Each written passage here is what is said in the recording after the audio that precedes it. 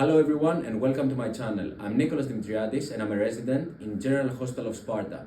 Today's topic has a title From 0 to 200 Completed Cataract Cases, and I will try to give you some tips and complications that I faced as a resident. Let's start from the second side port.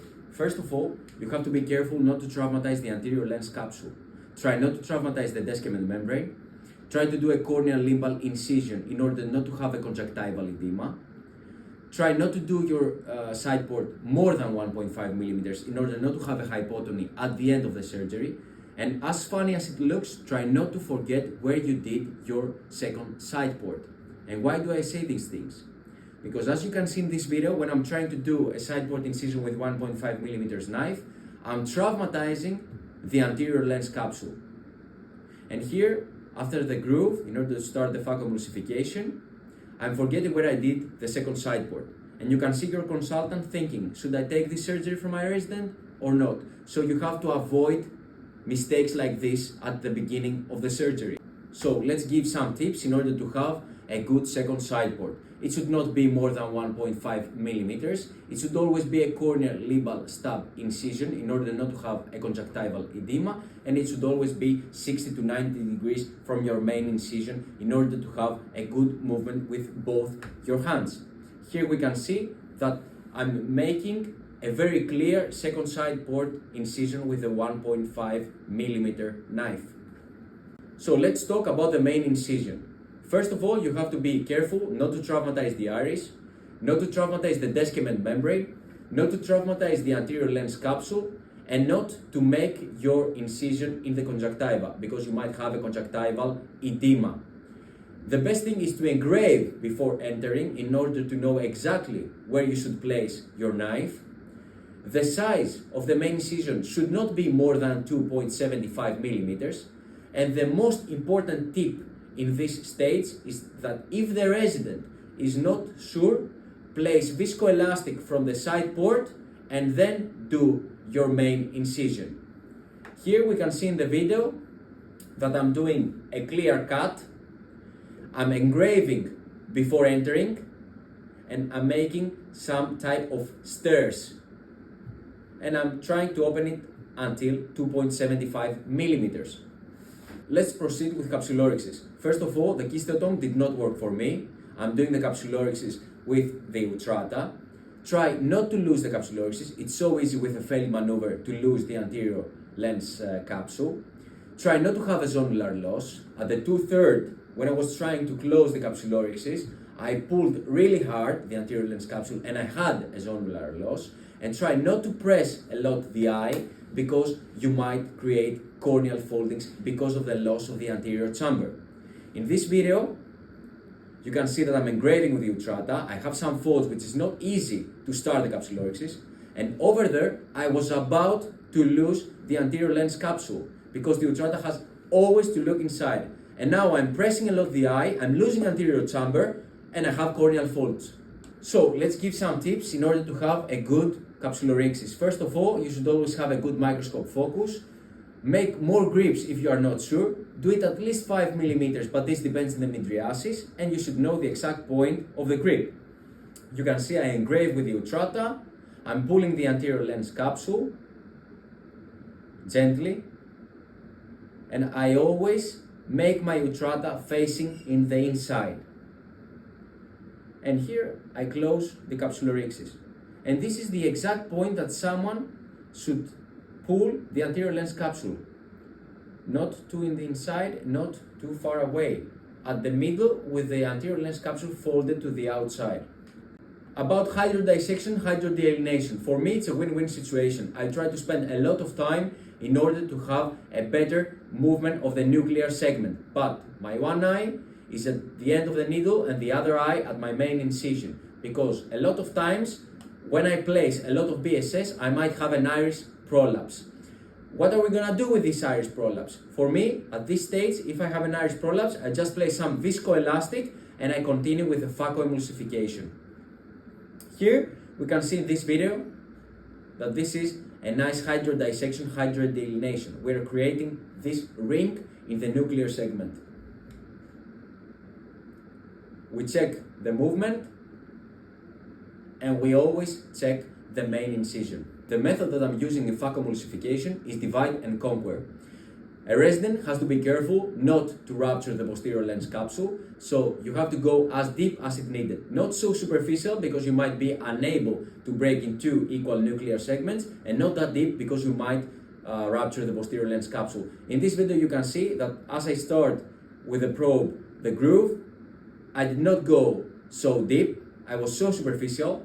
With the second instrument I tried to break in two equal pieces and I was unable. Let's give some tips in order to have a good phacoemulsification. A good microscope focus is a must. You have to go as deep as it needed. You have to use the same power in both hands in order to have equally divided cataract nuclear segments. You have to know that the less phaco that you are using, the less corneal edema you will face post-operatively. And someone can think, the softer the cataract, the easier the situation. But there is a lot of time that the softer it is, it's more difficult to break them apart. So it's another technique that when you are doing your hydrodissection, hydrodelineation, the nuclear segment comes up in the anterior chamber. Then you go inside with your probe, without doing a groove, you just aspirate the nuclear segment. Here you can see in the video below, I'm doing my groove with the probe. So I started the phacoemulsification. I go deeper and deeper, I stop. I have a good microscope focus. I go more deep because I see that I'm not that deep as I wanted. And then I place the second instrument.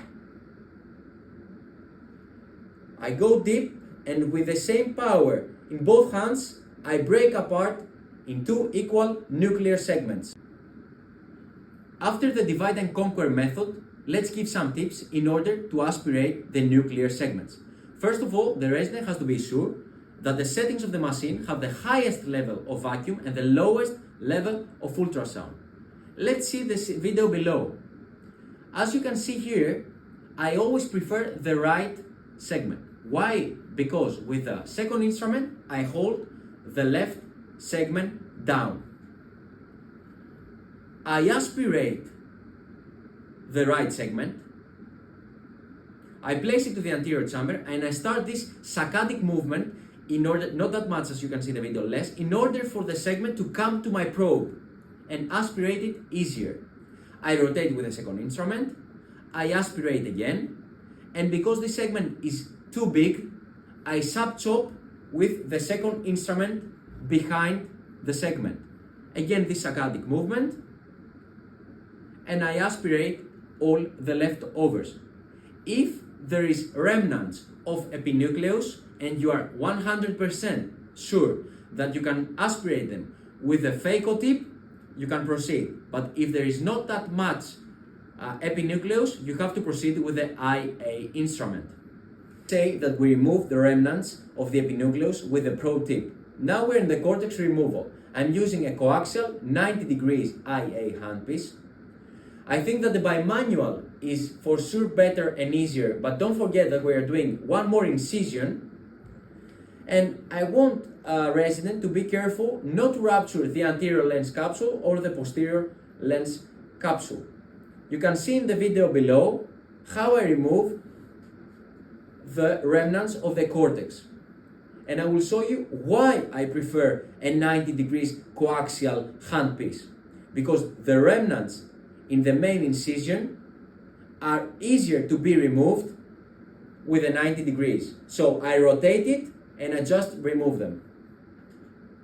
Viscoelastic and IOL placement. For me, this is the most important stage in order for a new resident to learn how to viscoelastic and IOL placement. For me, this is the most important level in order for a new resident to start her surgical career. This is the level that I started in order to learn how to do the cataract surgeries. I placed thousands of IOL placements before I start the side port and the main incision. I think that this is the best step in order for a new resident to understand the depth, the anatomy, the hand placement, the power, and the machine. And these are the steps with the lowest complications rates for a new resident. So I think that all consultants should give these steps in order for the new resident to learn how to start a cataract surgery. You can see in the video below the viscoelastic placement and the IOL placement. After the IOL placement, we have the viscoelastic removal and the corneal edema. You can see in the video below, I'm aspirating and removing all the viscoelastic in order not to have a hypertony postoperatively. And when I'm pulling outside, I have a really small iris prolapse. I'm trying to place it back just with BSS. If it doesn't work with the IA, I'm using a 2.5mm syringe with BSS. If this doesn't work also, I'm just using viscoelastic, I'm placing back the iris and I'm considering in order to suture the eye. I'm doing my corneal edemas in the main incision and I'm placing the antibiotic from the side port. Doing also an edema in the side port, checking for any leak from my main incision, and we are ready. After 200 completed cataract cases, I just have one advice as a resident. To all the residents out there, you will all have failures. Every day you will have a failure. The thing that makes the difference from just a surgeon to a very, very good surgeon is to barrel through it and say that now I will focus to the next case. That's all for me. Thank you very much and be safe.